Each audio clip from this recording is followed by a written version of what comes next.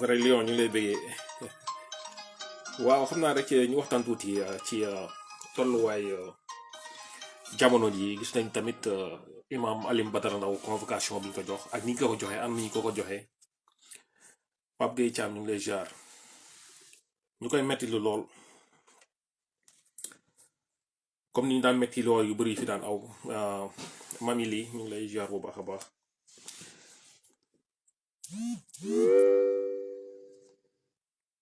comme ni ñu daan metti lool yu bëri fi daan jaar rek ndax bi nga xoolee anam ñu ko joxe bu fekkee ci réew mu am yoon la réew moo xam te réew de droit ku nekk war na cee mën a jaaxle boole ci ak njàkkare waxtaan tamit tuuti ci soldats yi nga xam ni ñi ngi wax ni ñu leen téye MFDC au niveau de Casamance xam naa duñ ci sori ñu wax ci tuuti rek incha allah jo dina ñëw am lu mu ci sànni ci live ndax bu ngeen xoolee wax dëgg yàlla imam Alioune Badara Ndao niñ ko joxee convocation lu tax man mu jaaxal ma mooy état bi wax dëgg yàlla war nañoo wax ak ñoom quoi ñi nga xam ne ñoom ñoo nekkoon noonu ñu doon signé ay charte non violence ci réew mi ndax lépp li ñuy def dañuy def premier pas di natt sénégalais yi seen tolluwaay ba xam dinañ ci wax wala duñ ci wax ndax bu ngeen xoolee imam Alioune Badara Ndao comment se fait-il que ñu ne dañ koy jox convocation moom jotul convocation ñu commencé ko publier dans les journaux fépp imam Alioune Badara Ndao avant muy jot convocation moom télé yeeg rajo yeeg yépp ñu ngi ko doon waxtaanee ne moom le 28 dañ ko war a convoqué jox nañ convocation pour le 28 ba moom mu génn jox def ab audio di wane ni jotul convocation journaux yooyu ñan ñoo leen di jox xibaar yooyu noonu loo xam ne bindagul plainte wala ñoom ñoo ko bind denc ko jox ko journaux yi pour ñu publier ko avant ñuy waaj di ko doo ko jot ndax journaux yooyu yëpp boo xoolee bu fekkee réew mu am bu am yoon la ñoom dañoo war a am problème ndax imam Alioune Badara Ndao biñ koy interpellé di ko laaj dégg nañ dañ la convoqué le 28 moom dafa wax publiquement wax clairement ne moom jotagul convocation ni ko nit ñi dégg noonu la ko déggee journaux yooyu noonu journaux état bi la wala journaux ñan la ba ñoom ñu am sañ-sañu di wax diw lañu war a convoqué bés sàngam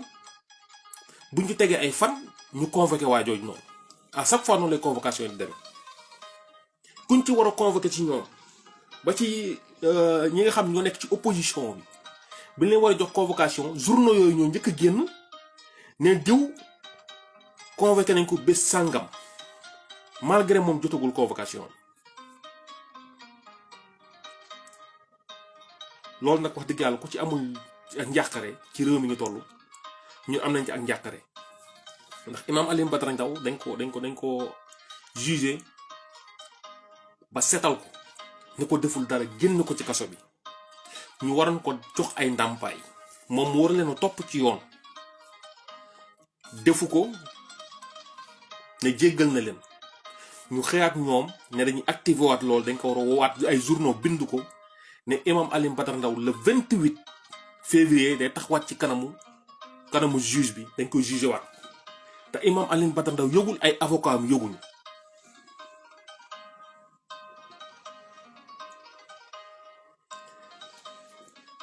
am naa ci ay jàngat nag xam naa ñu bëri mën nañ ci wutal man jàngat parce que Macky Sall wax dëgg yàlla moom lekkul ci cere ji bëgg na ci xëpp suuf parce que réew mi Macky Sall avant mu fi jógee bëgg na fi yee fitna bëgg na fi yëkkati fitna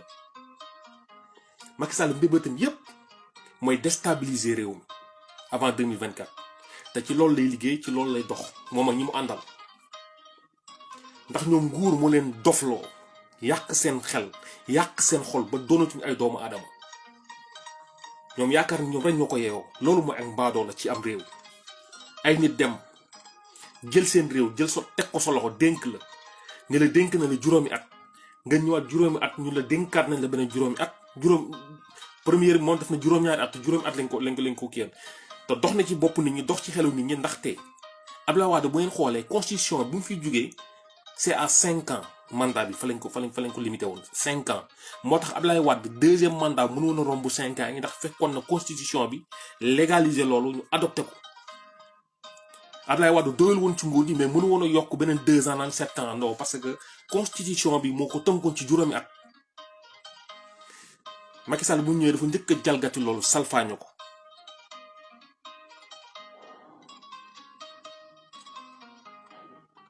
moo njëkk a ñëw loolu salfaañu ko fekk fi juróomi at ci constitution bi moom mu ñëw toog ne juróom-ñaar at lay toog ba pare noonu moom moo ko réglé moom moo réglé problème mu coowal mandat ci jamonoy Ablaye Wade lañ ko réglé woon. Ablaye Wade deuxième mandat am bu mu koy def fekk na constitution bi limité na mandat yi ci juróomi at te man nag dama ci am jàngat bu bëri lu tax ñu woo Imam Alioune Badara Ndao lu tax ñu woo ko mooy. am na lu ñu commencé bëgg a jëmbat ci xelu doomu aadama yi te xamuñu ne ndaw ñi tey instant yi dañoo taxaw te sénégalais yi seen bopp yi ñoom li ñu xalaat fekk na ñun xalaat nañ ko ba romb ko ñun dañu jóge ci kaw di wàcc ci suuf ñoom ñu jóge ci suuf di dem ci kaw ñoom foog ñu mbëkkante ñun parce que sa kaw bala ñu faa àgg ñoom bala ñu faa àgg dinañu affronter ñun ba pare parce que ñoom mënaguñu àgg ci kaw parce que dañoo yéex a jóg information moom lépp ñoom buñ toogoon seen biir kër toog ak seen soxna li ñu wax ak seen soxna yëpp mën nañu ko génne wax leen ko mobilisation bi nga xam ne moo am le 20 février bi nii dina am boobu lañ bëgg a caché moo tax ñu génn te gis ngeen yeneen jóg na te loolu bala ma ciy wax sax xam naa après jour dina ñëw mu jàll ci ndax bu ngeen xoolee génn benn ndaw génn na fi naan Ousmane Sonko ay millions la ma yoreel benn ndaw ku jigéen neen ay millions nit koo xam ne yaa ngi nekkoon jiite direction impôt et domaine ay société di la fay ay centaines de millions ngir mbuxum nga koy rejeté ndaw soosu noonu mënu Ousmane Sonko mënu ko lekkal 5 millions bu fekkee moom tam man gaw ma ni waxi dof lay wax rek gëm naa ni waxi dof lay wax ndax boo ko xoolee da nga xam ni kii bu yoree million tamit bëriwul moom mu ne ay millions lañ ko lekkal yow nit koo xam te ne ay société ñoo ñu ko produire ay centaines de millions mu koy rejeté ñu jël activé la du ci am ndam mënuñu ci am ndam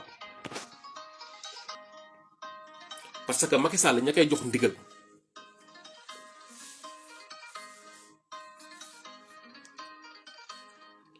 muy ces lobby LGBT yi nga xam ne ñoom adduna bi ñoom yaakaar na ñoom ñoo ko moom ñoom yaakaar na ni ku falu ñoom ñoo la fal ñoom foofu lañ tegoon seen tànk dañoo yaakaar ñoom parce que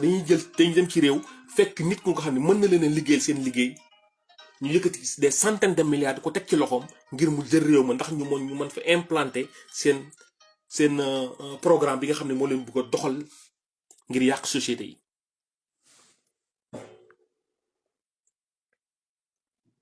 mais adduna bi ñu leen commencé comprendre ndax bu ngeen xoolee ku ci mel ni Donald Trump dafa yàqoon lu bari ci seen liggéey ci Amérique fexe nañ ba jëlee ko fa ci ay fen yu ñu tëgul fen def nañ ko feneen ak feneen ba Emmanuel Macron bi nga xam ne moo toog tey jii ni ñoom ñoo ci def lu ne ngir mu toog Macky Sall malgré sénégalais yi mere nañ Abdoulaye Wade sànni ko carte mais lu tax ñu gis ko visible ci biir ci bëtu doomu aadama yi ñoom ñoo yëkkati seen dërëm def ci moom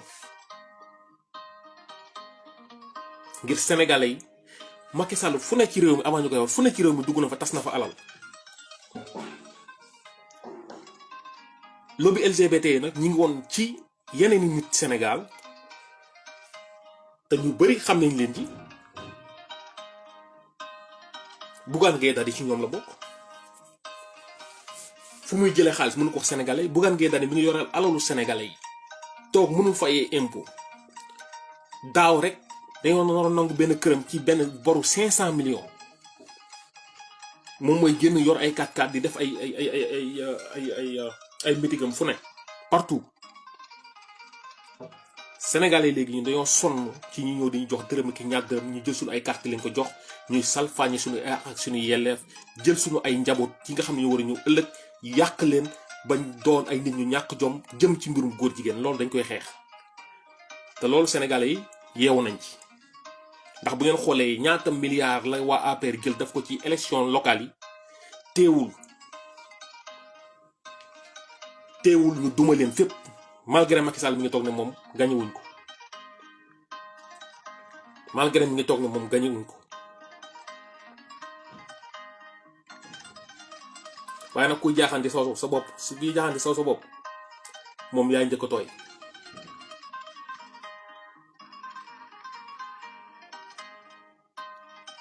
bala may jël léwo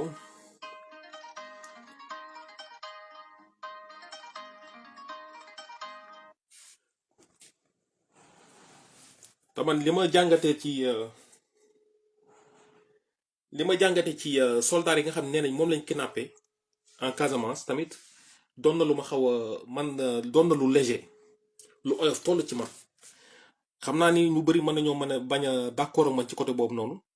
mais lu tax mu léger lu tax mu oyof ci man mooy Macky Sall nan la taxawee barki Demba Ndiaye ne am nañ 3000 hommes force d'attente 3000 hommes yoo xam ne dañu war a dem songi Mali te CEDEAO ñaata soldats lañ yor biir Gambie ku yor 3000 hommes ba benn ministre français ne non Macky Sall 3000 hommes dafa ëpp ci 500 soldats ñu ne Maliens 500 soldats la ñu am 3000 hommes ëpp na kon yow nga yor 3000 hommes en attente yor ay des centaines ay soldats CEDEAO yi nga xam ne ñi ngi biir Gambie ñu ne ay rebelle ñoo téye juróom-ñeenti doomu aadama Casamance ba ay journalistes dem découvrir leen bañ teg seen table nee na ñoom dañoo def conférence de presse comme point de presse lañ def ne dañuy waxtaan dañuy wax noonu quoi ne dañoo jàpp ay soldats léegi 3000 hommes yooyu noonu doon force d'attente boobu noonu ñu jàpp suñu ay soldats ñoom lan leen def da leen tëral fenn ñu toog ñu jël lekk di leen jox ndaan di leen jox dund defuñu dara tëdd di nelaw léegi nan leen mën a jàppe suñu 9 soldats ci ñoom li ñu wax 9 soldats téye leen en otage ba ay journalistes dem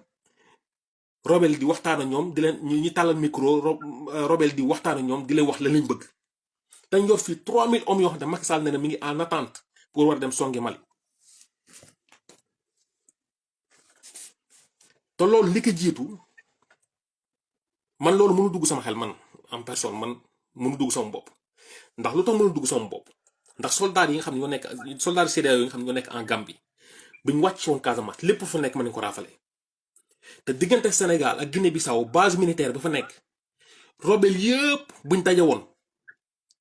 base boobu même malgré bëriwul ay soldats mais armes yi ñu yor rebelle yi nekk Casamance yëpp buñ génnoon ak yi nekk Guinée Bissau buñ ñooñu mën na leen raafal ci benn seconde parce que foofu ay armes lourdes ñoo fa nekk yooyu yëpp am ci réew mi ñu ne am nañ fi 3000 hommes en attente ay soldats pour war a dem songi réew jàmbur léegi ñu jàpp suñu 9 soldats 3000 hommes yooyu ñu ngi toog seen biir néeg ñu leen di jox lekk di leen jox naan di leen fay salaire par weer defuñu dara ils n'ont rien fait te di nelaw la ñuy def loolu mu jaaxal ma trop te loolu avant muy am suñu douane dafa jàpp ay conteneurs d'armes conteneurs yoo xam te ay armes lañ yaboon ñu war leen a wàcc ci pooru Ndakaaru Njaay douane jàpp ko léegi conteneurs yooyu noonu ban doomu aadama moo leen indi fii ndax du gouvernement Sénégal parce que man mënuma ko indi te yow mi déglu laaj bi mënu ko indi ban doomu aadama moo am pouvoir boobu noonu di jënd ay conteneurs d'armes di ko dugal ci am réew loolu ci état rek la mën a nekkee te biñ jàppee ay conteneurs d'armes yooyu noonu ndax suñu ay journalistes dem nañ ba léegi nii wan ñu ne armes yi ñu téyewoon ba léegi mi ngi ci loxo douane wala la police et la gendarmerie wala quiconque ñoom ñoo détenir armes yaa ngi nii ñu wan ko Sénégalais yi ñoom li ñu teg suñu loxo mooy jàpp ne ay conteneurs armes beneen bi ñu wax mooy doomu Ukraine lañ teg loxo doomu Ukraine boobu kan la bu nekkee ci réew mu normal kooku noonu en journal télévisé photo am nataalam day génn ñu wane ni kii moo doon def jëf ji dañ ko jàpp même bu la jàppee ci drogue sax noonu la war a demee sakantama jàppale ci arme ay conteneurs war ko dugal ci am réew suñu ay journalistes nee nañ daal benn doomu Ukraine la ñoom loolu la ñu jox ba tey waxaatuñu lu jëm ci loolu te doomu Ukraine bu fekkoon dafa jël ay armes di ko dugal Sénégal normalement état bu Sénégal ak état bu Ukraine dañu am problème te dina leen dégg ci wàllum diplomatie dañ ci wax ndax ay armes mënuñ jóge Ukraine ñëw dugg Sénégal ñu jàpp ko te état Sénégal waxul dara waa état bu Ukraine waxul dara ci état Sénégal ñu nësal ko mu jàll ñu dem kon Sénégalais yi nañ ubbi seen bopp te xam ne li xew Casamance am na benn ndëgg sërëx bu ñuy jéem a dugal ci bopp doomu aadama yi pour ñu gëm ko. waaw ziar de zo ñu ngi lay bëggee bu baax. salaamaaleykum Mathieu maa ngi lay nuyu. waaw. di ñaanal kenn ku nekk jàmm di ko sàkku si yéen aussi di ñaanal ci équipe nationale bi yàlla may leen dem aussi malgré boo xoolee yeewi askan bi ba léegi dafa yeewi waale équipe nationale bi parce que d'après les résultats élection locale yi bi mu amee ba askan bi gis victoire bi joué na aussi ci conscience population bi joué na aussi ba ci joueur yi parce que gis nañ stabilité gis nañ que ni ni nga xamee ni tey moom la population bi amee benn félicite boo xam ne ñu ngi koy am mu nekk si ñoom muy benn félicitation bu mag a mag muy joué ci famille ci mbedd mi ku nekk ñoom aussi ñëw nañu remplir seen mission bañ koy final yàlla defal tey ñu jël coupe bi. amiin waay amiin malgré nag Macky Sall def na ci mais moyens yi nga xam ne yëpp moom la am muy ci wàllu ñaan ci wàllu xërëm yu koy xërëm la yëpp pour ñu jël coupe bi ne serait-ce que ni jeunesse bi mën a partager seen problème mais nag fii lañ koy wane que ni jeunesse bi lañu conscient ce n'est rien à voir tey football ak li nga xam ne moom lañ sumb di leen supporter Lions yi di leen jël coupe bi mais teew li ñuy xeex dañ koy continuer di ko xeex incha allah wala. waaw kooku léegi nag damay ñëwee ci nga daanale après ñu doog a ñëw ci wàllu Imam Ndao. kooku di wax noonu mooy Zo di ko bëggee gars yëpp di leen ko présenté Zo xam naa ne kenn ko présenté wax ci kii wax dëgg yàlla mu ñëw. damay ñëw fi nga daanale léegi muy ci wàllu li nga xam ne moo am Casamance. sept soldats yi ñu jàpp d'après ñu gis ci réseaux sociaux yi ñu commencé di leen filmer di leen interroger ñuy wax te dañ ne woon bien avant ci début bi. bëgguñu kenn ku diviser benn image boo xam ne dafa jóge loolu loo xam mën na gaañ seen famille wala leneen ak leneen loolu ça prouve que li ngay wax ni naan dafa am ay dëgg sërëx aussi loolu da koy gën a prouver parce que tey mënuñu comprendre ñu dem élection locale am résultat explosif bu am au niveau de la Casamance 24 heures après ñu ñuy waxu ay soldats yuy jàpp bu ñu taxawee seetlu ci li nga jot a wax ak li ñu jot a gis aussi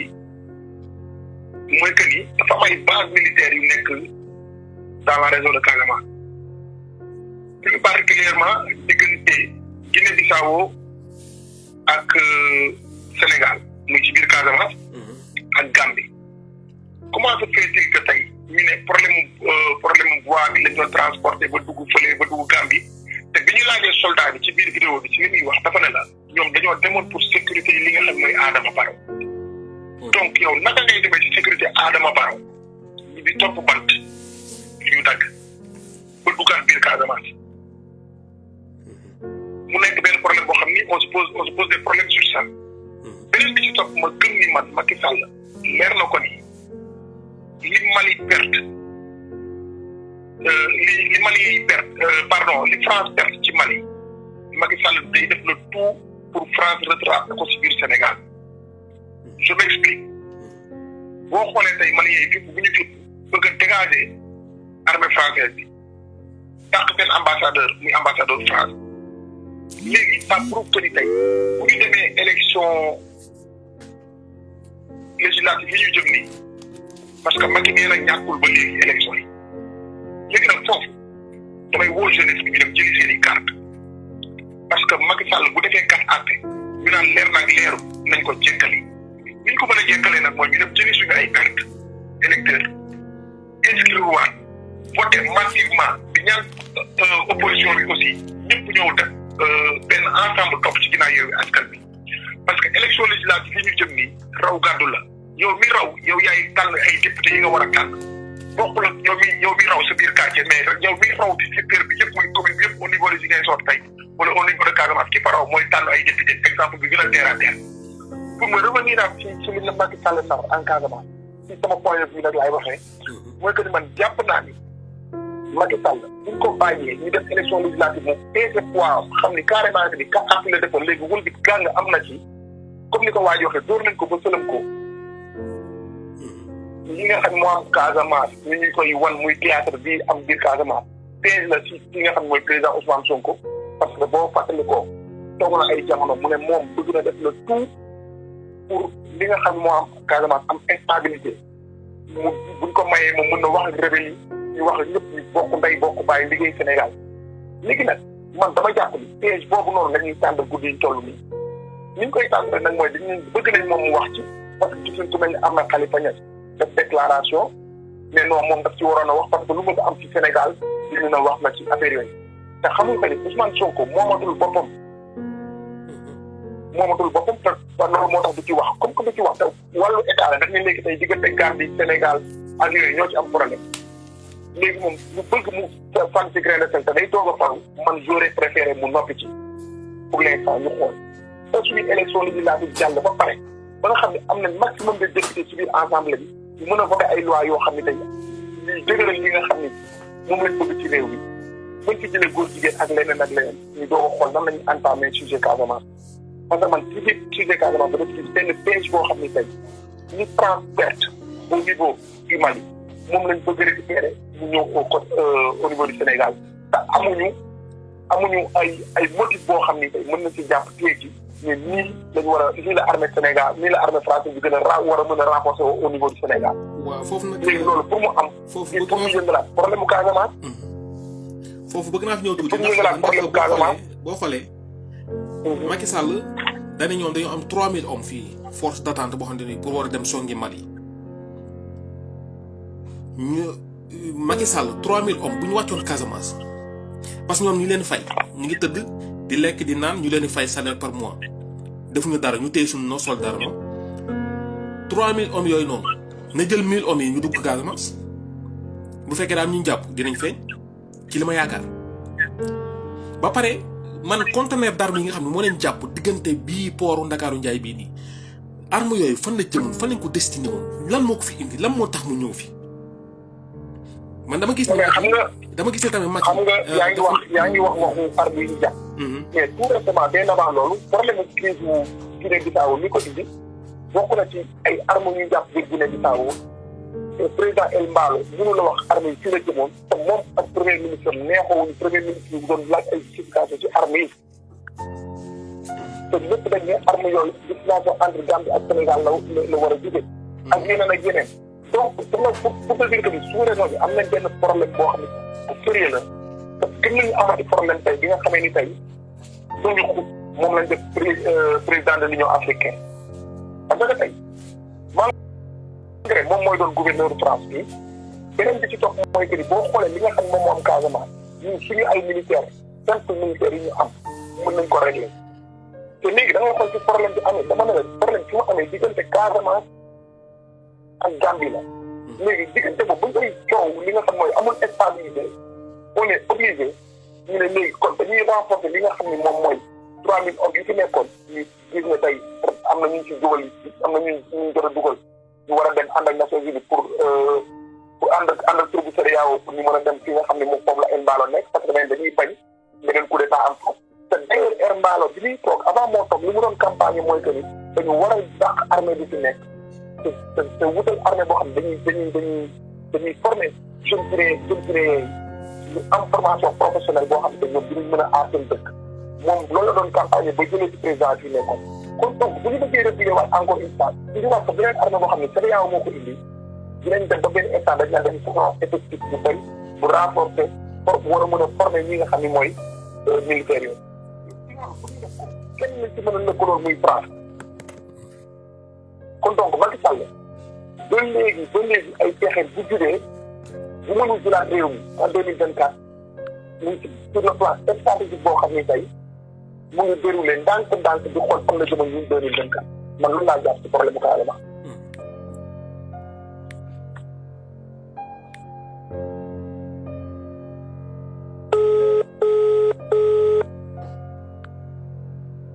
Majo. waaw kooku Zo la xam naa day ñëwaat nii incha allah ndax kii bi moo dagg. mi ngi doon développé am solo ci wàllum Casamance ndax wax dëgg yàlla man moom li nga xam ne moo fa am mënuma ko nangu ci xel. mënuma ko nangu ci xel mënuma ko nangu ci xel mënuma ko nangu ci xol. daa ma ni sama kiiwee dem xaaral ma jëli ko fee.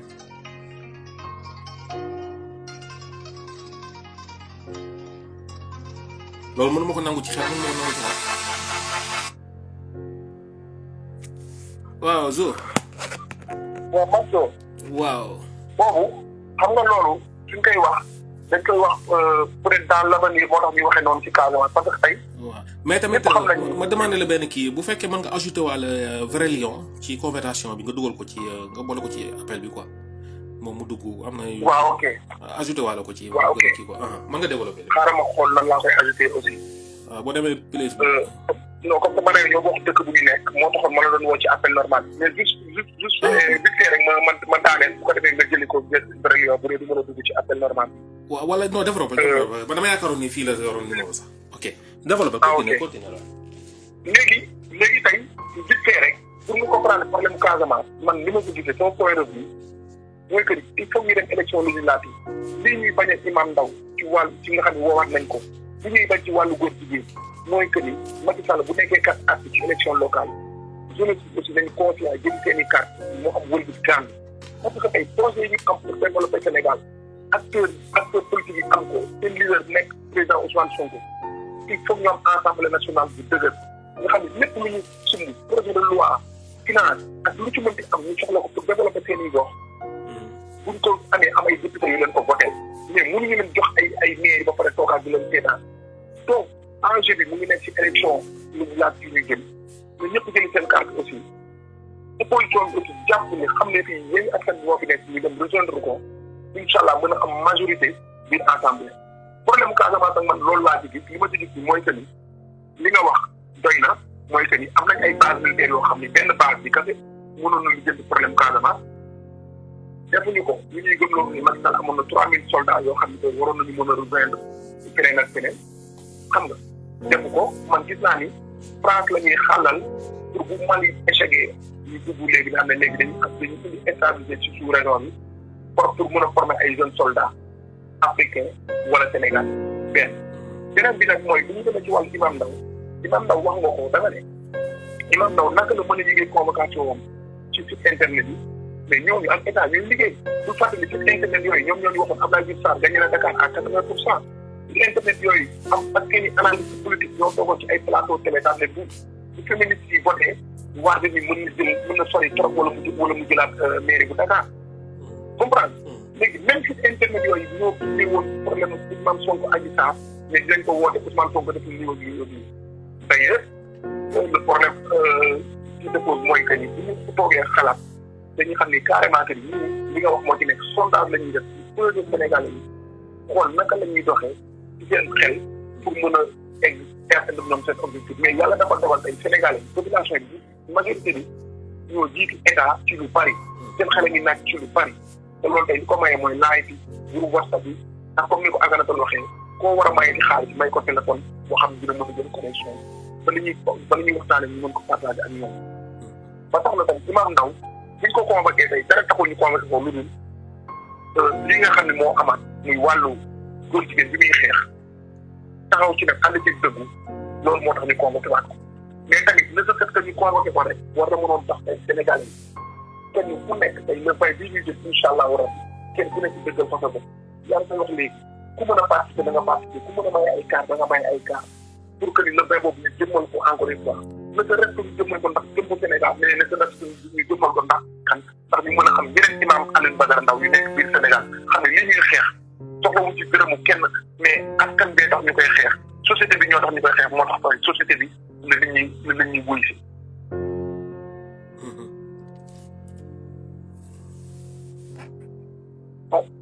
loolu moo nekkoon sama contribution ci wàllu imam Ndao léegi pour ñu mën a jëli vite réunion en attendant mais comme mu ngi guddi te mu ngi ci live aussi yaakaar naa téléphone bi ngay live ni mënoo ci woote WhatsApp. dinaa ko jël fii dinaa ko jël nii après. loolu daal la amoon lu may wax te wax Sénégalais yi encore une fois que ni suñu teg suñu tànk foofu la yow aussi ma lay jaajëfal bu baax di leen wax ni problème Casamance problème bu louche la man dama gis benn piège tendu la boo xam ne bëgguñu lu dul opposant di ne moom moo gën a radical dugal ci waxam dugal ci ay jëfam ñu ne noonu gisuñu lu ñu leen doon wax ñoom ñoo ko ngem ba ci ñoom la bokk parce que demoon na ba teeti leen am nañ ay trace ak leneen ak leneen te dañuy moytu nag dañuy toog di seetaan Macky Sall rek ba mu def ay pexe ba sës ñu ñuy génne suñu ay at te incha allah rabbi jeunesse bi conscient nañ xam nañ ni lii carrément que ni am na lu ko lal ba tax na incha allah ñu ngi ñaanal ñëpp jàmm aussi di wax ni gars yi nañ préparé le ba incha allah ci li nga xam ne moom la amul ànd sàmm ji koy di wootee ku mënul def aussi am na ay lien am ay numéro téléphone yoo xam ni boo ci contacté ànd sàmm ji koy di cotiser aussi di bëri leen ba nga xam ni kenn ku ne di nga mën a jël ay carte pour dem ko incha allah rabbi di wax gars yi encore une fois ñu ñu jëli seen carte préparé élection législative nga xam ne maire yi ñu fal dañ leen war a mën a voter ay budget pour mu mën a liggéey dañu war a mën a voter ay projet de loi ci ensemble bi pour nga xam ne Macky Sall lépp lu mu bëgg ci kenn du ko may waaw yaakaar naa li ñu war a wax suuf wax nga ko parce que problème arme bu duggee biir Sénégal ki ko fa dugal nekk doomu réew beneen réew waroon nañu convoqué ambassadeur dëkk boobu ne ko nan lañ def ba sa doomu réew dugal ci arme jërë ngeen waaw mais bala ngay daaneel bu fekkee mën nga joxe ci kii Cheikh Yérim Seck bi nga xam ne nee na moom buñ xoolee ba loxo ba réew mi tàbbi ci yenn loxo yi musiba am léegi moom. waaw mais xam nga Cheikh Yérim Seck moom. le vrai lion maa ngi koy jël léegi vrai lion na nga connecté wu na maa lay jëli ci kii bi quoi léegi telegram bi léegi incha allah. xam nga Cheikh Yérim Seck waroon na yóbbu boppam. bu ñu demee tey ba Sa Ndiogou Mbengue di nekk Walfadjri bu defee analyse gën analyse bi benn intellectuel bi bu génne sëñ bi y a un problème bu ñu demee ba tey ki nga xam ne mooy Serigne Bara Ndiaye def gis ngeen baal ma analphabète la ci d'une part ci wàllu école nasaraan mais tey jàng na alxuraan jàng na leneen kon kooku mën naa ne sax du analphabète kooku tey bu ngeen def analyse bi teg ko ci table li nga xam ne moom la Cheikh Yérim Seck di analyse de guddi yi toll y a une grande différence comme donc y a un problème ñoom seen intellectuel dañ ko jël jaay seen ngor dañu jaay seen ngor parce que bu dee ba naan man Amadou Ba woo na ma nee na naa ko jàppale Abdoulaye Diouf Sarr may mun a fay nduur na ko nga bi ñu dugal donc moo lay wan ni tey seen honnêteté ak li ñuy wax Sénégal taxatul. parce que boo xoolee may mun a nduur fay moom mi ngi jéem a seetal boppam saa su ne même bu mu woo invité Diomaye Faye mi ngi jéem a seetal boppam mais Cheikh Yérim Seck tamit Sénégalais foo ñu xam ne moom Jeune d'Afrique la nekkoon dañ ko fa dàq ci luubal ci sàcc. doon dem di interview ay président di leen laaj xaalis di leen wax pour mu promouvoir leen ñi nga xam ne moo leen bëgg ñoom moom mu kii ko même interview bu koy def sax président day dem ndekete di leen taxé xaalis di leen laaj xaalis ba ci loolu lañ ko dàq. xam nga loolu c'est trop technique. c'est trop technique tey si ñuy jëm peut-être yow mën nga xam man mën naa xam dara xam naa ci dara aussi. mais fi may waxee mooy li gën a terre à terre mooy analyse bi muy jaay Sénégalais yi. Sénégalais yi à tout moment ku fi toll dëkk mu jaay ngoram ba léegi. bu fàttali Cheikh Yérim Seck dafa nekkoon sous contrôle judiciaire bi mu génnee dafa defoon déclaration ne day contre état Macky Sall day taxawaatal projet moom yëpp mais ba fi may waxee yow nii depuis loolu mu xam ni situation am dañuy c'est la même chose ak situation sëñ Modou Kara dañuy dem ba joindre Macky Sall dana ci quoi di ko defal analyse di ko campagne. donc kon ñooñu mënatuñu wax loo xam ne tey mën Sénégal yi mën nañ ci basé wu. li ma mën a wax rek te Sénégal yi xam ko mooy que li am ci réseaux sociaux yi moom la Sénégal yi gën a jàpp foofu que li ñuy gis guddi toll ci télé yi. te loolu prévu élection yi ñu passé wane na ko na gars yi jël seen ay carte incha allahu rabbi problème Casamance problème assemblée nationale yooyu yëpp mën nañ ko résoudre ci buñ amee ay députés yu doy. xam ni Macky Sall Sénégal tax koo jóg. te lii ñu ko def tey mu am ko ci Union africaine bi tey ñu def ko président des Unions africaines tey Macky Sall bu ko xoolee xool xam ne tey 2024 baaxul yéen dina benn genre instabilité boo xam ne tey dëkk bi instable ba trop ñu siy jógee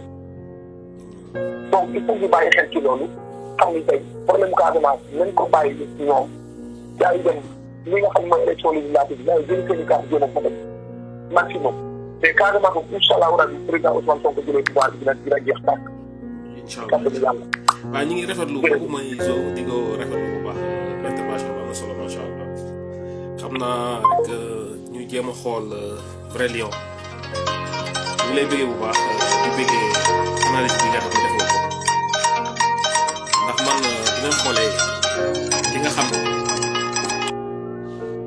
mooy xew ci réew mi xaw na ma jaaxal ndax lu tax xaw ma jaaxal booy dafa am yu bëri wax dañuy xew Macky Sall la moo tax mu dem tey ñu fal ko li ko fal ndomba tànk biñ ko teg biñ ko jox la moo tax ñu jox peut-être bëgg nañ ko jox benn pouvoir boo xamante nii parce que ñu bëri ñu ngi naan Macky Sall bu deful 3e mandat bi dina dugg dina l'entrer dans l'histoire ban l'histoire la Macky Sall mën a dugg Macky Sall mooy président bi nga xam ne moo gën a yées ci ba président jotee am ba léegi nii vraiment maa ngi ñëw Macky Sall mooy ki nga xam ni mooy président boo xam ne mooy gën a yées depuis histoire président bu mu amee ba léegi nii amul ku mel ni Macky Sall. Firawna doon na bokk na ci ki nga xam ni yàlla sax du ko rëbb ci ak mbonam moom waa doomu dëkkam sax da leen a mayoon jàmm même étranger yi la doon jëloon xañoon leen jàmm def leen ay esclave mais Macky Sall ay doomu dëkkam ñi nga xam ne ñoo ko dénk dëkkam ñoom la jël def leen ay esclave jël les étrangers ñu nekk ay buur ci réew mi tey bu nga xoolee Mohamed Saleh Mahmoud Saleh lu muy def même bi nga xam ne ceeb bi ñu ko indee ci réew mi Mahmoud Saleh moo jël ay ñoo xamante ni kebab leen doon jaay ay naar yoo xam ne kebab la moo nekkoon seen liggéey mu def leen ay milliardaires ci Covid 19 bi ñun Sénégal yi ñu continuer di torox abadan ilaa yow mi diini lii nag xeex ko yomb na ñi ngi jëm ci ay élection législative sénégalais yi nañ waxtaan ak gën a waxtaan ak seen waajur yi gën a waxtaan ak seen mbokk yi gën a waxtaan ñi nga xam ne ay jeunes nañ dem retirer seen ay carte parce que sàcc ci lañ jëm élection législative yi mais loolu duñ ko maye mu jàll mënul jàll waaw vrai Léon ñu ngi lay bëggee bu baax di la ziar. waaw jàmbaar maa ngi lay nuyu di ziar ñëpp ñuy follower yi di ziar Zoom mi doog a génn noonu am na ay point am solo yu mu laal man si li jour sax doon wax laa bëggoon intervenir. ñu lay déglu. waaw c'est-à-dire man fi ma ni mën a waxee mooy que ne li ngeen war a mën a comprendre te nit ñi war ko mën a comprendre une bonne fois pour toutes mooy Macky Sall il a été programmé pour détruire xam nga woog nit koo xamante ni dañ la programmé yow lépp lu baax danga ko war a yàq il a été programmé pour détruire le Sénégal et ses valeurs boo déggee ñu ne valeur mooy le pays on l'appelait le pays de la teranga le pays de welcome le pays boo xamante ni mën nga génn si kër dugg si kër dem lekk te dara do la si fekk le pays bi nga xamante ni tey yërmande dafa amoon Sénégal ñëpp ko xam ku fa ñëw mun na fa yaatu ce Macky Sall il est venu pour détruire tout ce qui est bien jikko yi détruire comportement au Sénégalais maanaam lépp li nga xamante ni dafa baaxoon Macky Sall dafa ñëw pour détruire que lépp li nga xamante ni dafa bon Macky Sall da ko jox doole seetlu leen rek man li may wax nii c'est des petits des trucs terre à terre pour que ngeen puisse comprendre parce que à chaque fois vous êtes là waaw Macky Sall dafa bon en fait on est toujours sur le même point faut ngeen comprendre c'est quoi son but moom mu ngi réussir li muy def xoolal buñ demee ba Sénégal buñ demee ba léegi ay Pawlish Mbaye ay ñoom Ouzin Keita ñoom ñoo fay star mais posez-vous les bonnes questions les gars lépp lu bon Sénégal dañ koy jël jox ko doole lépp lu bon dañ astaghfirullah lépp lu bon dañ ko jox doole lépp lu baax dañ koy détruire c'est ça que vous devez comprendre ngeen xam ne kii dafa am moom wax na ko il se cache pas man lenn rek la ma neexee mooy lui il se cache pas ñun ñoo nekk fii di naxante di méema di raayal ñun sénégalais yi ñun ñoo nekk di nax suñu bopp ñu ngi naan ay Macky Sall dafay jaaxaan di saw boppam Macky Sall sawul boppam jaaxaanul di saw boppam il a son programme il a nu mu tuddati il a am ay lobby yi nga xamante ne dañ ko topp et ce n'est rien d'autre que la nouvelle ordre mondiale jusqu'à présent les gens n'arrivent pas à comprendre ce que c'est que la nouvelle ordre mondiale Macky Sall il est en train de le réussir détruire na tey jikko yi jumaa yi Sénégal léegi jikko yi yàq na ko comportement au Sénégal léegi perversité bi dañ ko gën a accélérer da ngay dugg ci site yi sénégalais bu njëkk ba loo yaakaarul woon ne sénégalais am na sañ-sañu def ko léegi da nga koy gis moom mu ngi réussir programme am léegi nag ñun ñoo war a nekk fii c'est nous qui devons arrêter de pleurnicher ñun sénégalais yi ñi nga xamante ni on a compris on est là waaw li muy def Casamance mais on a bien compris que il va détruire depuis que Ousmane Sonko est toog na Casamance qu'il attend qu'il va le laisser diriger la Casamance tranquille mais vous rêvez debout quoi les gars foog ñu xam li ñuy xeex lan la foog ñu xam ki ñuy xeexal lan la yow ki ñuy xeexal dafa yor benn buum boo xamante ni safara la ñu bëgg a jëmale parce que la nouvelle ordre mondial n'instaure rien de bon n'instaure rien de loo xamante ni tey jii yàlla yeneen bi santaane na ko la nouvelle ordre mondial yàlla amu fa place yeneen bi amu fa place diine amu fa place lan moo fa am place sekk ko mala sekk ko jigéen ak jigéen ñu koy sekk góor ak góor ñu koy sekk loo bëgg a def boo bëggee dem tëddee sa yaay sax da ngay dem tëddee ko maa ngi jéggalu si kàddu gi boo bëggee dem tëddee sa rakk sax wala sa mag bi nga bokkal ndey ak baay da ngay dem tëddee ko c'est ça cette nouvelle ordre mondial foofu rusel dootu fa amati diine dootu fa amati tout ce qui te vient xam nga ñun dañu promettre que ne boo defee lu baax boo deewee dem sax boo deewee dem àjjana loo xalaat sa xel rek balaa nga koy wax sax day ñëw et bah cette nouvelle ordre mondial fii la si kaw suuf loo bëgg maanaam yow tout ce que tu imagines des folies t'as le droit de le faire lépp lu ñëw sa xel des trucs folies des trucs perversité bi nga xamante ne c'est des fantasmes tout ce qui te vient dans la tête tu le fais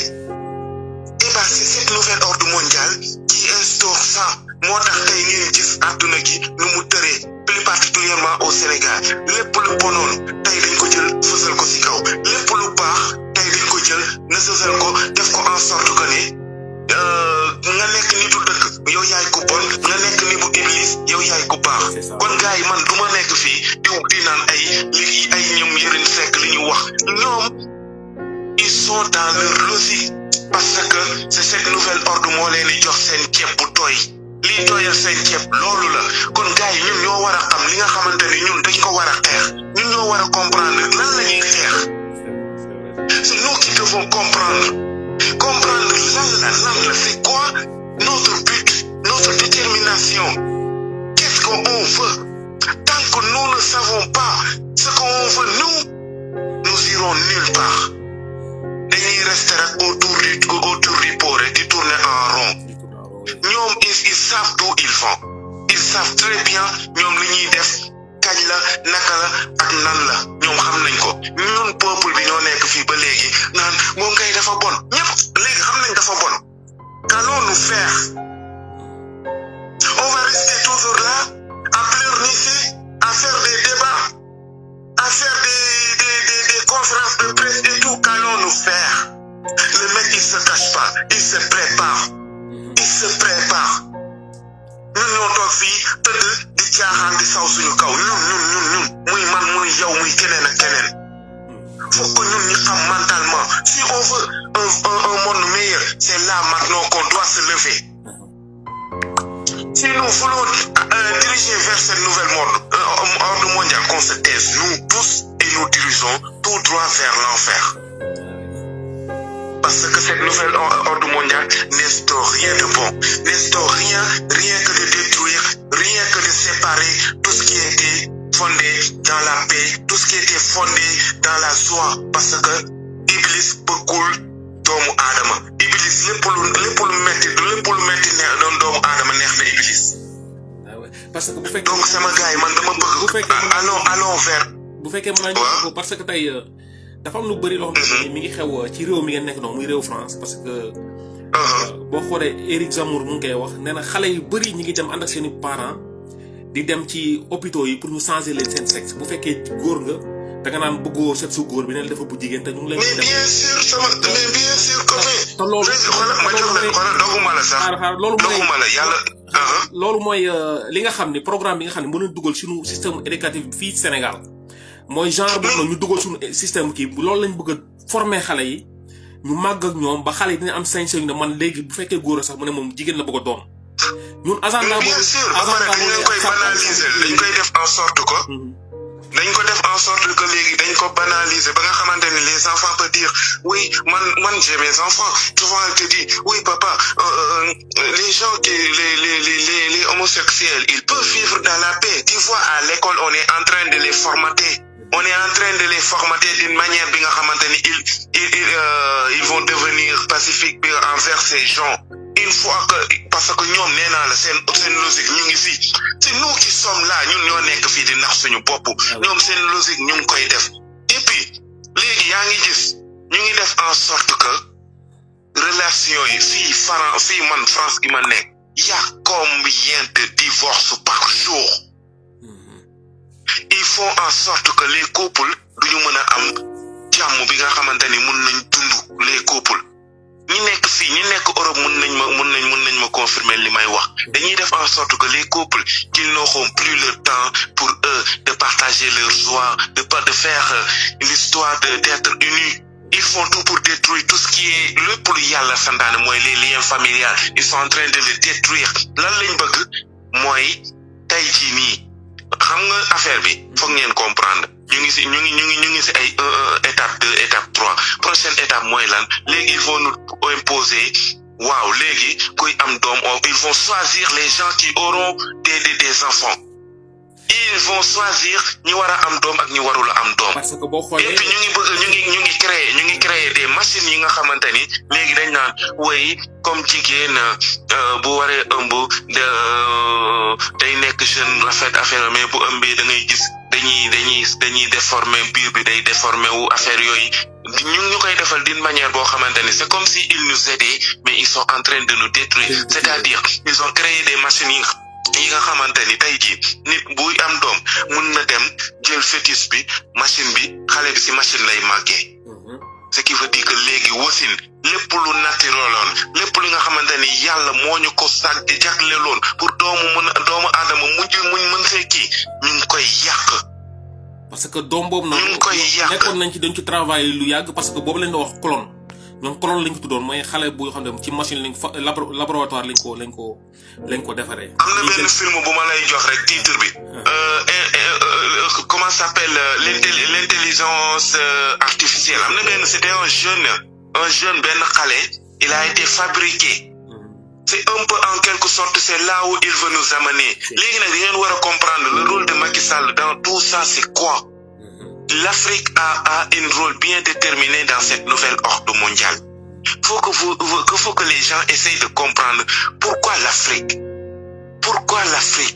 waaw mais nag c'est que les gens. boo xoolee ndax ñoom gis nañ ni fii ak 2030 ou 2050 xaaju àdduna bi ñi dund ci àdduna bi xaaj bi yëpp africain la ñuy doon. léegi ñoom dynamique boobu bëgg nañ ko freiner parce que Chine boo xoolee yàggul dara bu njëkk nii. boo bëggee booy liggéey ci société yow jigéen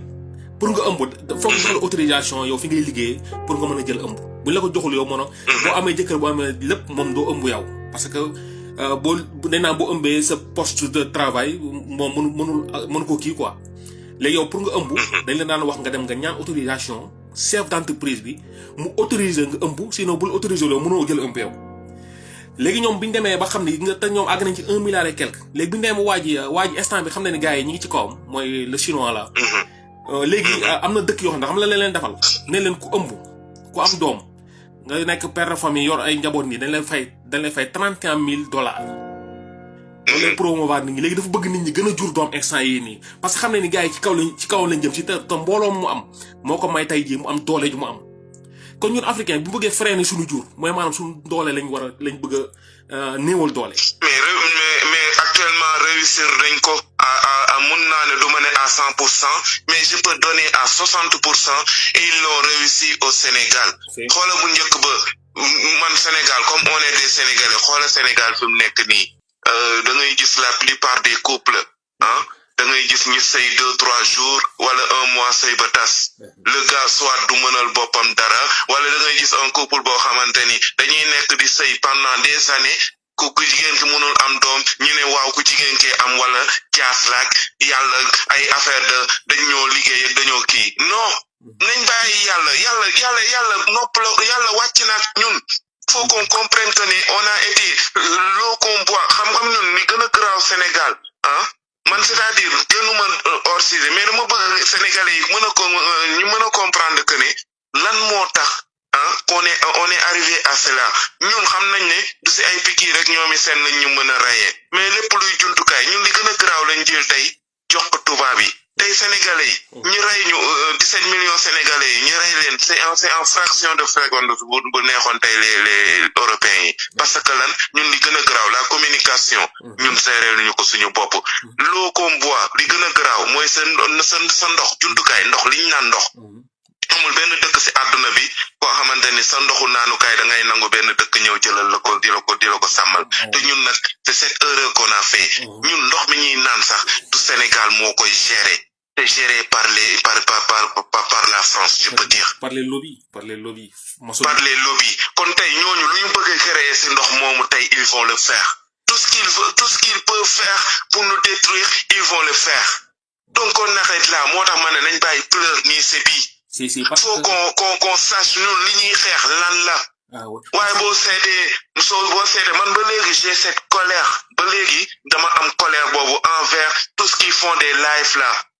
ñi nekk fii di pleur nii c'est certains activistes je le cache pas man du ma nëbbu di jaasi kii bi ku mel ni ay Ousmane Tounkara ak activistes yi par exemple amoon nañ benn relance boo xamante ni c'était bien lancé pour éveiller les gens là depuis un certain temps qu'est-ce qu'on est en train de faire du tontante c'est ça notre problème on est là on devait aller de l'avant essayer d'éveiller la population essayer même si bu ñu bokkul sax s'unir mais chacun de son côté gérer li mu war a mën a gérer pour jàppale askan bi nga xamante ni comprendre ñu mais non on est là oui on a benn ay lobby lañ dañoo am benn programme dañoo am ñoo xamante ne dañoo nekk seen ginnaaw tu vois ce retardement qu'on a benn retardement la ñu am et qu'on nous irons jamais de l'avant ça va être tellement compliqué au Sénégal que les choses aillent de l'avant parce que ñun d'abord on doit changer nos comportements mentalement on doit changer nos comportements comment on réfléchit et tel n'est pas le cas on est là à chaque fois de tourner autour du pot faut toucher là où ça fait mal man li xew nii yëpp dara duma ci étonné li xew Casamance actuellement je peux dire que ni même un enfant qui vient de naître il peut comprendre que ni c'est pour déstabiliser le sud parce que y a Sonko qui vient débarquer et qu'ils savent très bien d'ici peu de mois Sonko va amener Casamance là où que personne n'a jamais atteint là où personne n'a jamais imaginé que c'est tel le sud pouvait aller au-delà. Ils le savent très bien. Donc le seul objectif c'est quoi? Déstabiliser la Casamance et de dire que oui, il y a la rébellion, ils vont sortir quoi l'armée, empêcher le gars de faire son programme comme il désirait le faire. Donc bu ñu nekk ci di naxante ñun xam nañ li xew donc c'est à nous. Qu'est-ce qu'on fait nous dans ce cas man question boobu laay bàyyil képp kuy dugg ak képp kuy parce que foofu noonu gis nga Casamance dafa am lu fa feeñ ay ressources yu minières yu feeñ zircon bi mi ngi Casamance même pétrole mi ngi Casamance ñoom dañoo bëggoon ñu contrôler Casamance comme ni ñu ko contrôler à Saint-Louis nga xam ni 2023 ñoom dañu commencé exploiter waaw xam nga loolu laa la nekk di la wax c'est-à-dire ba léegi nous tournons autour du pot on sait que le Sénégal pour ñu déglu un pays bi nga xamante ni c'est-à-dire loolu laa la nekk di la wax lii ba léegi répétition la muy yow muy man ce qu'on est en train de faire c'est une répétition on sait que le Sénégal est gorgé de richesse on sait que le Sénégal c'est une des raisons deneen déglu ndem si yàlla na yàlla yokk leeram xam nga gën a sedd xaaree ko àjjana te yërëm ko muy Serigne Samba Diallo mais écoutez ce vieux écoutez kooku li mu doon wax mais Sénégal dañu am ñun loo xamante ni ñun on sait même pas ce qu'on a ñun amuñu ko en tant que sénégalais teewal gi ñuy yàlla defal juste rek le soleil bi ñu am rek waxuma ci yeneen ressources yi génn ci suuf géeg ñoomi seen juste soleil bi ñu am 12 mois sur 12 soleil boobu rek liñ ci mënoon a def c'est juste incroyable donc ñun c'est à nous ñun lan la ñuy xeex man c'est ma question que je pose tant que xamuñu qu'est-ce que nous battons nous irons jamais de loin tant que ñun xamuñu li ñuy xeex à être là waaw Mexo wax na lii ak activiste bi ñëw di kii au lieu ñu jël suñuy différence ñu teg ko fële jéem a xool xam ne ñun ñëpp dañu bëgg lu baax mais on est là à se montrer kii moo gën a fës maa ëpp vue maa ëpp lii maa ëpp lële on a rien à cirer ba léegi j'ai cette colère envers ce gros con de Sonko de Ousmane Tounkara là. Ouais, man j'ai cette colère envers lui toujours parce que au moment qu'on doit s'unir chacun faire le boulot et que à la base qu'on puisse réunir tous nos forces et de taper là où ça fait mal on est en train de taper sur chacun de nous quoi. waaw mais boo xoolee quand qu'est-ce qu'on va aller de l'avant. activistes yi des fois boo xoolee am na ñoo xamante ni wax dëgg yàlla activisme bi dañ ko def liggéey ci réseaux sociaux yi dañ ko def liggéey di ci liggéey pour man ci am ay revenus la plupart day wute nag ki nga xam ne day xeex ngir dëkkam kese. te pourtant ki nga xam ne ñu ngi koy song noonu di wax ci moom lu bëri muy Akhenaton moom day xeex pour peuple am day xeex ngir réewam mais tey am na ñoo xam ne ñu bëri ñu ngi yor ay compte liñ bëgg mooy nit ñi di ko partager ñu ci am ay revenus di dem ay xam nga loolu nag ñi ñooñu boo bokkee ñoom combat tamit bokku leen jëmukaay du ngeen bokk fi ngeen jëm. à chaque fois loolu nag laa lay wax. à chaque fois loolu nag laa lay wax mooy que ne nous irons jamais.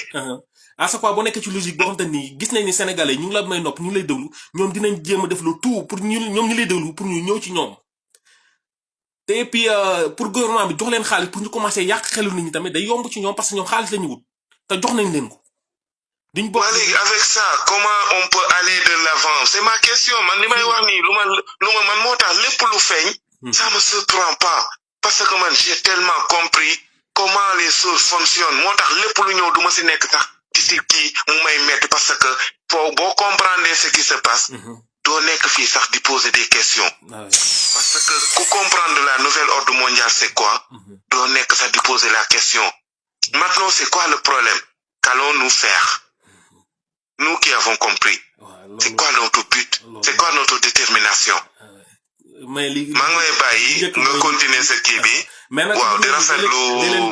da leen dugg na parce que conscientisation bi li mooy li base bi li ngeen koy defee ni nit ñi di mën di comprendre di xam lan moo xew ndax lii rek da ci am solo dafay jouer lu bëri parce que ñun xam nga rek dañoo nekk période boo xam dañoo émotif ñun moom ci émotion la ñuy dox quoi moo tax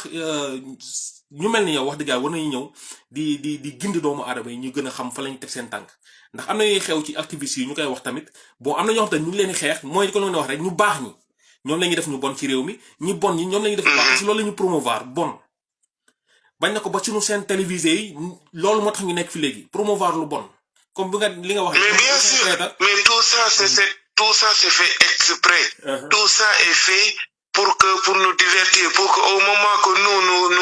on se concentre sur li nga xamante ni c'est pas l'essentiel ñoom ñu ngi si li nga xamante ni ça leur mène de l'avant il veut pas que les gens s'éveillent. il veut pas que les gens puissent comprendre ce qui se passe réellement.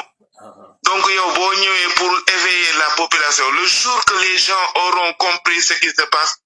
en une seule fraction de seconde leur lobby là leur kii table la rek ñun ñoo nekk ci suufu table bi le jour que peuple bi comprendre na rek table bi buy yëngatu la fa nekk yëpp day daanu ñoom nag loolu lañ bañ mais man j'aurais aimé que ça soit par eux ñoom ñooy nekk ñi nga xamante ni tey jii nii ñoom ñoo ñuy freiner mais pas ce qu'ils disent ils se combattent de notre côté pas les activistes.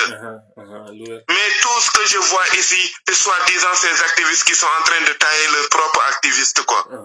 le propre frère activiste. alors que activiste c'est quoi man ne ni ma ko jàppee mooy lan j'ai compris xam naa ne man sama àdduna yàqu na. mooy que ne ñun suñu avenir amatul solo mais qu'est-ce que je peux faire pour cette future génération. c'est ça qui moo am solo. future génération bi nga xamante ni demain dañ leen war a bàyyi mais bu ñu naree continuer nii la génération qui viendra derrière qu'allons ñun lan lañ leen di bàyyil. lu dul un monde pourri rempli de haine et de perversité où on peut coucher avec des enfants et tout. Si vous comprenez c'est quoi ces lobbies-là, vous allez vous vomir. De coucher avec des bébés de 2 ou des bébés de 3 ans et autres. Ñi duñu ay nit c'est des monstres. Non, duñu ay nit mo. Mais loolu dalay jaral nga def say recherche man depuis que j'ai compris, je suis dégoûté de ce monde. En fait amatum dara loo xamante ni saf na ma ci àdduna bi. Amatuma lu ma saf ci àdduna bi. Le jour que t'as compris en plus c'est des ay nit yoo xamante ni yow da nga leen véné da nga leen a estimer toute ta vie des acteurs des artistes des xam nga ay woykat et tout mais c'est des monstres. si donc Macky Sall man il ne me surprendra jamais. bu dee ñi capable nañ téye ay bébé de 3 des bébés de 4 ans di leen def autour de rôle ñëpp di tëddee un bébé de 3 à 2 ans par le rituel de merde là que di vénérer Seytaan. bu fekkee ñi capable nañ def loolu ay bébé kon ils seront pas amuñu benn xolu tuer tout un peuple. parce que tey boo xoolee ñu ci bëri ci ñoom sax dañuy naan deretu xale boobu noonu. Mais les enfants qui disparaissent au Sénégal, vous croyez que c'est des enfants qui disparaissent comme ça là, on ne les trouveront jamais. Ils ne les trouveront jamais. Jamais. Ces enfants-là, ils croient que les enfants qui disparaissent là au Sénégal, là, mais les gens, quand qu'est-ce qu'ils vont se réveiller? Ces gens serviront quoi à leur rituel? Et le rituel, c'est quoi? Dañu soxla deretu xale ak deretu ndaw. lii moo leen di tundal iblis looloo koy tundal lu mu gën a mettee si l'homme looloo gën a neex si iblis nu mu gën a mettee si nit ki loolooy lii gën a mën a vénérer iblis. donc bu ñu nekk di poser la question waaw Macky élection yi carte yi jëli leen seeni kii qu'on arrête de le dire si nous voulons diriger vers cette nouvelle ordre mondiale on n'a que suivre Macky qu'on arrête de parler. Si on veut avoir une vie meilleure, on n'a que se lever, tendre la main et soyons unis. Soyons unis, ñu jël loxo la main dans la main. Man foofu laa koy tëjee. ñu xeex ak seytaane parce que lii xeex la jihaad la foog ñu comprendre que on n'est pas à la fin des temps des na. mais lii c'est l'apocalypse lépp lu nëbbatu woon dina feeñ. On est à l'apocalypse, la révélation. kon nag bu ñu nekk di nax suñu bopp foog ñu xam ñun li ñuy xeex c'est quoi waaye yow bu dee yow ki lay du yor yat bi di dóor bu lay dóor ba nga dem bëgg a fippu mu jël làqatu si ginnaaw benn kilifa ñu ne dañoo ris kilifa ba doo jël kilifa ba ak moom ñëpp tegal seen ndey ñoom ñëpp ñu génn maa ngi jégalu mais benn instant c'est quoi c'est affaire de seytaan la foog ñu xam li ñuy xeex lan la. bu ñu xamul li ñuy xeex nous irons jamais nous resterons toujours un pays qui subit un pays où les autres pays bu ñu waree jóg ñoom ñu ngi avancé ñun on est là et ça a toujours été le cas au moment que les pays qui ont compris tout le monde est en train de se battre ñu comprendre ñëpp jóg nañ ànd ak seen peuple di xeex waaye ñun en ce moment ay téléspectateurs lañ. léegi nag bu ñu demee nag ba àdduna bi léegi fare benn côté qu'est-ce qu'on va devenir des immigrés. fu ñu dem ñi dàq la. tey sénégalais moom lañ gën a jéppi tey si Europe bi moom lañ gën a jéppi tey si niveau diaspora si su ma nee diaspora waxuma rek Europe. sénégalais. demande à ceux qui vivent au Maroc actuellement. sénégalais yi li ñuy subir actuellement j'en sais pas mal de choses. chaque année ñu lan moo ñu ko teg chaque année moom lan moo ñu ko teg parce que dañoo ñàkk fayda on n'est pas un peuple. te lu ñu am Maroc amu ko te lu ñu am Maroc amu ko li ñu am yenn voilà li ñu am Maroc amu ko mais tey loolu beneen sujet lay doon xam naa dinaa la si woo ñu gën a yaatal. inshallah sénégalais yi ñu ngi dund benn situation biir Maroc boo xamante ni c'est catastrophique boo xamante ni tey bu ma la ko si doon da nga naan ma lii du dëgg et pourtant c'est une réalité lan moo ñu ko teg. même Mauritaniens yi duñ ko fa dund lan moo ñu ko teg parce que ñun duñu choisir les dirigeants qu'il nous faut un dirigeant bi nga xamante ni il est là pour représenter son peuple il est là pour le bien de son peuple nous choisissons toujours ceux qui nous font du mal après on est là à pleurnicher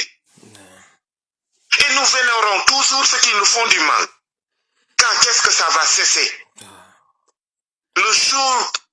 que nous allons comprendre lan lañ war a xeex loolu en fraction seconde mu jeex mais jusqu'à présent on n'est pas prêt maa ngi lay ziar di la bégee waaw di wax rek beneen yoon rek inshallah maa ngi si biir di déglu quoi maa ngi lay ziar bro jaajëfatee am na solo waaw kooku mooy vrai lion xam naa yow ma Serigne Diop ñu ngi ñëw jël si la de kooku mooy vrai lion wax dëgg yàlla indi na contribution bu am solo mais tamit li nit ñi war a comprendre mooy gis nga pays occidentaux yi nii instant yi dañoo nekk ci jafe-jafe bu yéeme ñi nga xam ne dañoo jur seen ay doom ak yelleef bi nga xam ne dañoo amul mënutuñ ko am seen doom ak yelleef bi ndax tey boo xoolee seen hôpitaux yi day fees dell ak ay xale léegi ñoom nee nañ dañoo bëgg a changer sexe parce que loolu programme bi nga xam ne moom la ñu Macky Sall indil mooy nouvel ordre mondial boobu noonu ñi nga xam ne moom la ànd sàmm jikko yi di xeex programme boobu moom ñu ngi déroulé fii xale yi ñi ngi am ay dépression xale yi ñi ngi dem ci hôpital neen seen papa ñu bëggatuñoo yor sexe góor bi ñu yor dañ ko bëgg a soppi def ko bu jigéen xale yu jigéen nee na ñoom bëgguñu góor parce que loolu lañ leen di jàngal ci école yi loolu lañ def seen bopp yi ñu ngi leen formayaate loolu nag moom mooy programme bi nga xam ni moom lay ànd sàmm jikko yi di xeex au Sénégal xeexuñu ay dépénalisation ak yooyu noonu loolu nekkul suñu problème suñu njaboot gi ñëw génération bi war a ñëw suba moom la ñu war a fayatal ci loolu la ñu war a taxaw te ànd sàmm jikko yi programme bi ñu xeex dañ ko comprendre dañ ko xam bu baax a baax a baax a baax ñi nga xam ne ñi nga xam ne ñoo ngi biir Sénégal génnuñu Sénégal buñ nañuy woo ñi nga xam ne ñoo nekk Europe ñu ñuy xamal ñoom lan moo fa xew ndax bu ngeen xoolee seen hôpitaux yi waxtuma la dara sax comme li ñu wax rek ci mariage yi foofu guddeeg bëccëg problème lañuy nekkee ndax bëgguñu góor a góor parce que boo xoolee dañuy dem ba yenn dëkk yi dañ fa bañ sax léegi ay parents duñ ko waxati parce que nee nañ parents amatul parce que famille lañ bëgg a màbb li ëpp solo li nga xam ni moom mooy li ëpp solo ci doomu aadama mooy famille loolu mooy alal mooy recherche doomu aadama loolu dañ ko bëgg a màbb nañ la warutu am ci société amatul góor ak jigéen boo nekkee góor tey bu la neexee suba nga nekk jigéen boo nekkee jigéen suba bu la neexee góor la neex de jigéen moo lay neex ci loolu lañ nekk di ko doxal te loolu lañ bëgg a tabax ci suñu ndaw yi tey bu ngeen xoolee ñu génn ay paa yu ñàkk jom génn naan daara yi bu fekkee dañoo criminaliser góor jigéen daara yi ñoo ëpp ñoo xam te ni ñoom lañ fay gi ndax ci daara yi dañ fay tëdd xale yooyu noonu muy ay wax yu ñàkk teggin wax yu réewandoo yoo xam te ni ñu ngi koy jël di ko teg ci yenn kii pourquoi wax jooju ñoom di ko dugal ci école français bi pourquoi wax yoon di ko dugal mais ci biir daara yi lañ ko dugal parce que am na lu ñu bëgg a dox ci bopp doomu aadama yi parce que gis nañ ni foofu même ci école français am na ay professeurs yoo xamante ne nii dañoo gëm ñoom seen ay élèves dañ leen éduquer dañ leen di tabax ci ay valeurs yu baax am ñoo xam dañ lay jàngal ni la lii nii tubaab beeku bind lii du dëgg mais lii boo bëggee am ay moyens lii ngay bind mais lii mooy réalité bi.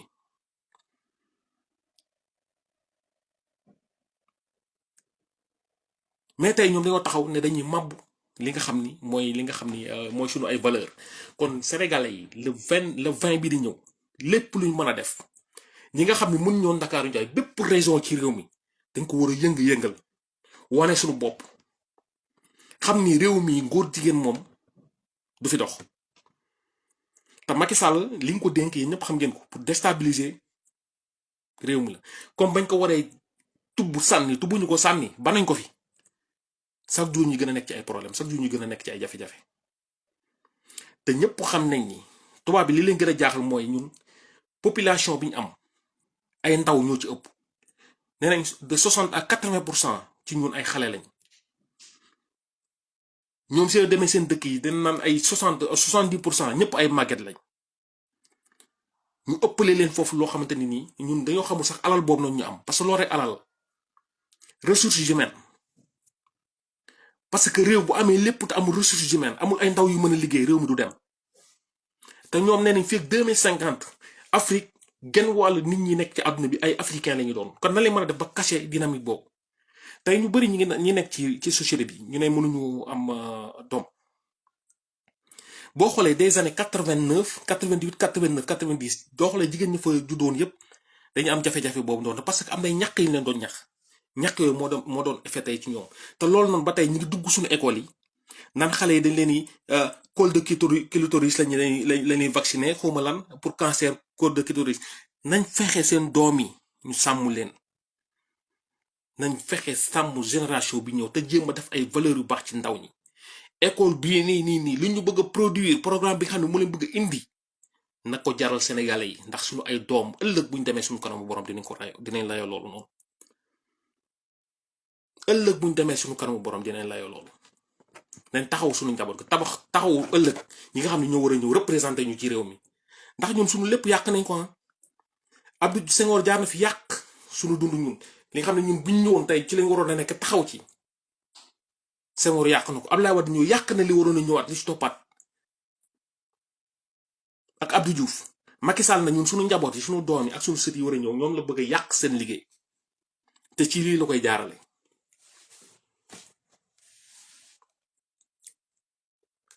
am na benn ustaas xam nga dem jëli sama ustaas bi xam naa ñu tëj ko comme tey la final bi moom gars yi dugg nañ génn fàtte naa leen wax ngeen ñaanalaale kii suñu lion yi waaw léegi xaaral ñu jëli ustaas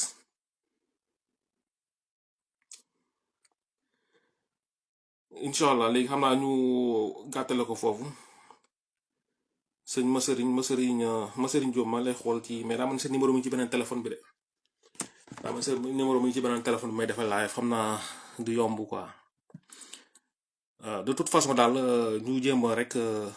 gën a jàpp te xam ni combat bi buñ ko yëkkatee ngir sunu doom yi war a ñëw ëllëg la njaboot gi war a ñëw suba moo war a nekk sunu xeex comme ni ko Vérolion waxee ni ko Jo soldat waxee ñu jéem a égarer sunu ay différence te jéem a jàppoo doon benn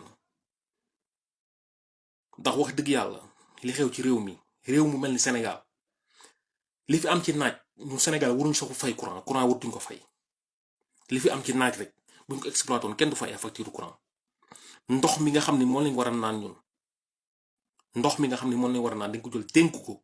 loxoy seytaane lañ ko teg te ñu ngi jaare ci ku mel ni Mansour Faye mu dem indi Suez jël sunu ndox jox ko moom encaissé na ay milliards mais après doomu aadama yi ci loru sax duñ xam nu mu toll te foofu noonu rek mën nañ fa jaar ci fécondité foofu noonu ci mbirum ndox mi ñu naan nii rek mën nañ fa jaar benn jigéen dootul amati donc mën nañ fa jaar di transformer yaramu góor ñi ñuy commencé génn ay ween ak yu kenn xam parce que ñu ngi koy def ci lekk yi ñuy lekk yu bari ngeen jënd ci supermarché yi boo koy lekk bu yàggee da ngay gis ku góor ñi da ngay gis ween yi di génn ak mu commencé déformer yaram bi parce que àdduna boobu lañ ñu jëmee te man nañoo xeex loolu duñ ko dugg nit bu mu bëggul dugg kenn buñ ko ci dugal réew mi réew sénégalais la réew mi ñun duñ ay occidentaux ñun ay africains lañ nañ conserver li ñu am maa ngi leen jégalu bu baax di leen ziar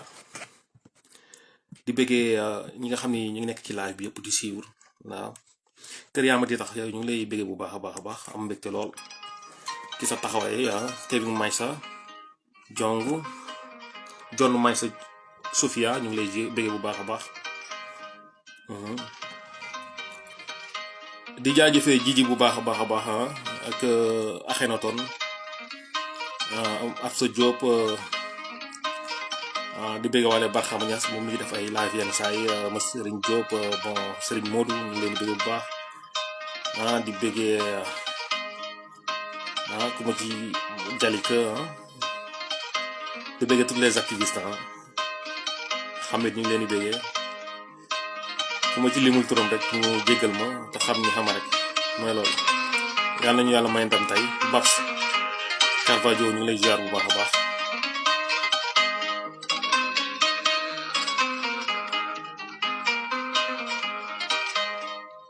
surtout Sadio ñu ngi lay bëggee bu baax a baax Pam Moussa Badiane ñu ngi lay bëggee bu baax